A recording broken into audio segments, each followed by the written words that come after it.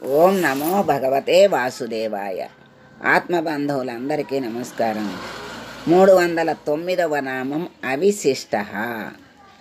అంటే అందరికీ అంతర్యామి అనే స్వామిని అవిశిష్టుడు అన్నారు శంకరాచార్యులు.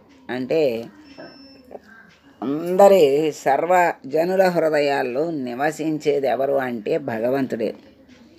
అంతర్యామిగా ఉంటాడు గనక కనపడడు. మరి ఆయనకి భేదం ఏమన్నా ఉందా అంటే సర్వజనుల హృదయాల్లో కూడా నివసించేది భగవంతుడే. ఇతర ప్రాణుల మీద ఎటువంటి భేదభావం చూపని పరమాత్ముడే అవిశిష్టుడు అన్నారు పరాశరుల భావన. సత్యసంధులు ఈ నామాన్ని విశిష్ట అని భావించి విశేషంగా భక్తులను శాసించేవాడు అన్నారు. ప్రళయకాలంలో మిగిలి ఉన్నటువంటి వాడు అని కూడా అర్థం చెప్పారు. అందరిలోనూ హృదయాల్లో నివసించేదా భగవంతుడే.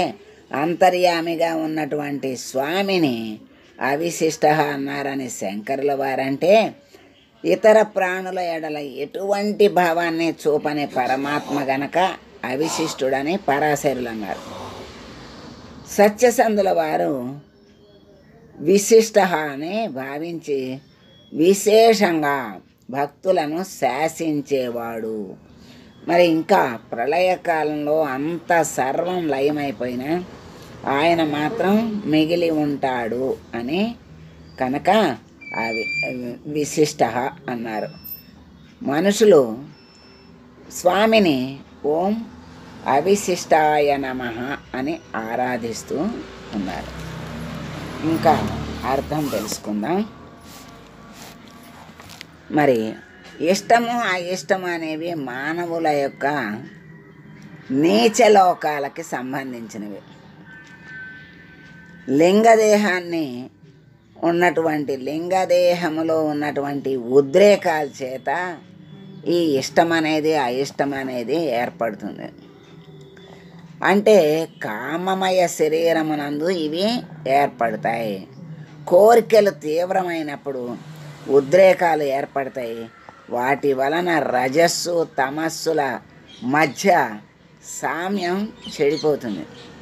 దానివల్ల సుఖ దుఃఖాలు అనేటువంటి అస్తవ్యస్తమైన జీవి సృష్టించుకుంటూ ఉంటుంది.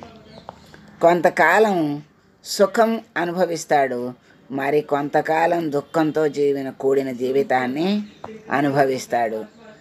మరి సుఖమేమో ఆనంద పెడుతుంది, దుఃఖమేమో కష్టపెడుతుంది, బాధిస్తుంది. ఇటువంటి అస్తవ్యస్త స్థితి నుండి జీవి బయటపడటానికి ప్రయత్నిస్తాడు. ప్రయత్నించినప్పుడు ఆ ప్రయత్నమే అతని ఊర్ధ్వగమనానికి కారణమవుతుంది. ఎప్పుడైతే ఈ సుఖ దుఃఖాల నుండి బయటపడాలి అనే ఆలోచన వచ్చి దాని ఆలోచన ద్వారా ఏమిటి మార్గం అని ఎప్పుడైతే మనిషి మనసులో వస్తుందో అప్పుడు ఊర్ధ్వగమనం ప్రయాణం మొదలెట్టినట్టు. ఆ విధంగా ఊర్ధ్వముఖమైన మనస్సు ఏమవుతుంది, క్రమేణా ఎప్పుడైతే ఆ భావన వచ్చిందో మలినాలన్నీ కొంచెం కొంచెం కడిగేయబడతాయి. చక్కగా శుద్ధి అయిపోతుంది మనస్సు. అప్పుడు అంతర్యామి అందు లీనమవుతుంది. అంటే ఆ మనస్సులో పరమాత్మ ప్రతిబింబిస్తాడు. మరి పరమాత్మ ప్రతిబింబించాడు అంటే పరమాత్మ స్వరూపుడు అయ్యాడు అని. దేన్ని ఆరాధిస్తే దేన్ని తలుచుకుంటే ఆ మనస్సు ఆ తదాకారం అవుతుందని చెప్తారు కదా. మరి ఎప్పుడు ఆ భగవంతుని ఆరాధిస్తూ ఆశ్రయించుంటే ఆ మనస్సు భగవత్ స్వరూపమైందనుకోండి, ఇంకా అప్పుడు భగవంతునిలో లీనమైపోయినట్లే, అంటే మోక్షం పొందినట్లే. మరి ఇటువంటి స్థితి మానవుడికి కలగాలి అంటే వాళ్ళల్లో ఉన్నటువంటి ఇచ్ఛాద్వేష దుఃఖాలు అంటే ఇష్టము అయిష్టము పోవాలి, పోతేనే శుద్ధి అవుతుంది.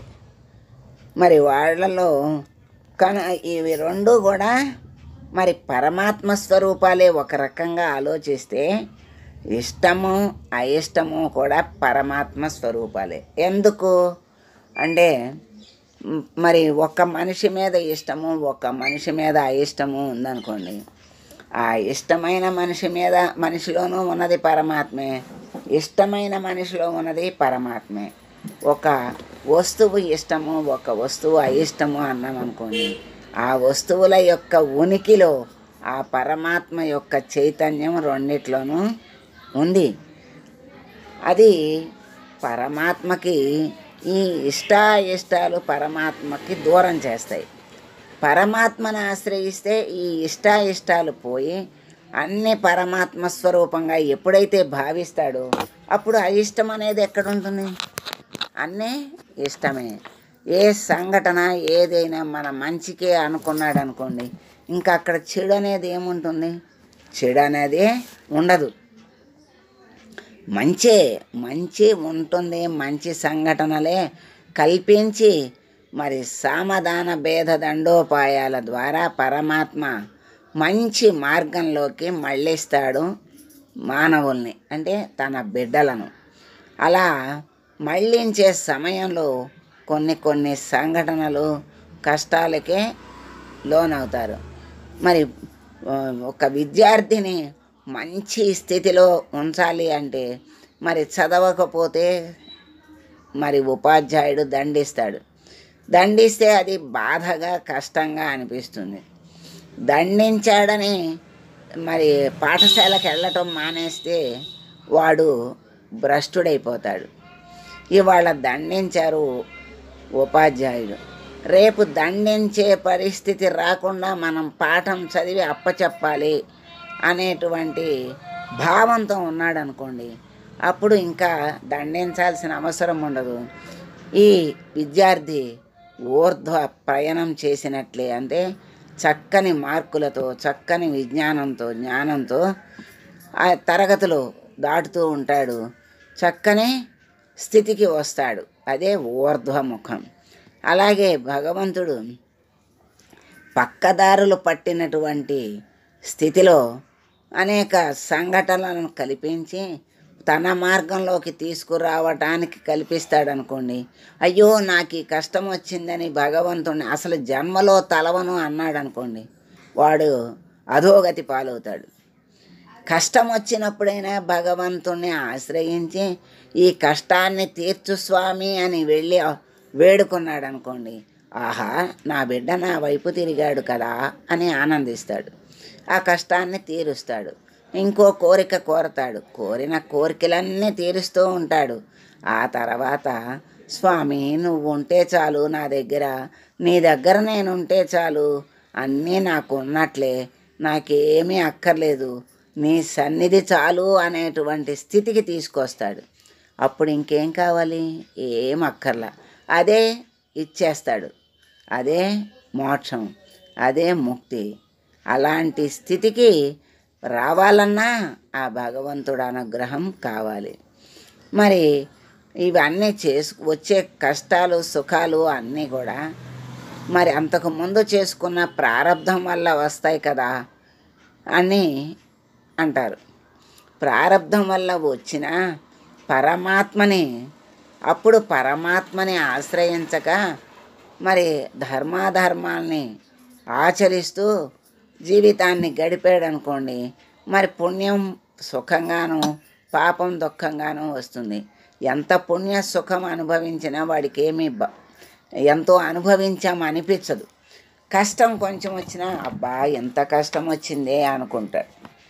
అలా పుణ్య పాపాల యొక్క ఫలితాలు తెచ్చుకుని అనుభవిస్తూ ఉన్నటువంటి వాడు భగవంతుని వైపు తిరిగి ఆశ్రయించి ఆరాధిస్తే ఆ కష్టాల్ని తేలికగా మరి ఒడ్డెక్కిస్తాడు.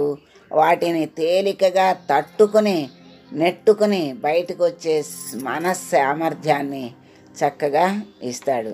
రెండు విధాలుగా తట్టుకునే శక్తిని ఇస్తాడు, ఇంకా తేలిగ్గా దాటేటువంటి ఆ పరిస్థితుల్ని కల్పిస్తాడు. అందుకని భగవంతుణ్ణి ఆశ్రయించిన వాడు ఎప్పుడూ ఊర్ధ్వముఖంగానే భగవంతునే చేరతాడు. అదే మరి విశిష్టుడు, అదే విశిష్టత. ఆయన మరి అవిశిష్ట అంటే అయిష్టమైనటువంటి, అంటే ఆయనంటే అయిష్టమైనటువంటి బిడ్డను ఆయన వైపుకు తిప్పుకునే ఇష్టపడేటట్లుగా చేయగలిగిన సామర్థ్యం ఆయనకే ఉంది, ఆయనే చేస్తాడు. అందుకని అవిశిష్టుడైన పరమాత్మని వేడుకుంటూ, స్వామి నీ యందు ప్రీతి కలిగేటట్లుగా మమ్మల్ని అనుగ్రహించి ఎప్పుడు నీ అందే మా మనసు, తనువు, వాక్కు నిండి ఉండేటట్లుగా మమ్మల్ని అనుగ్రహించి నీ దరికి చేర్చుకో స్వామి అని వేడుకుంటూ మంగళం పాడదాం. మంగళం కౌసలేంద్రాయ మహనీయ గుణాత్మనే సర్వలోక శరణ్యాయ సాధురూపాయ మంగళం. ఓం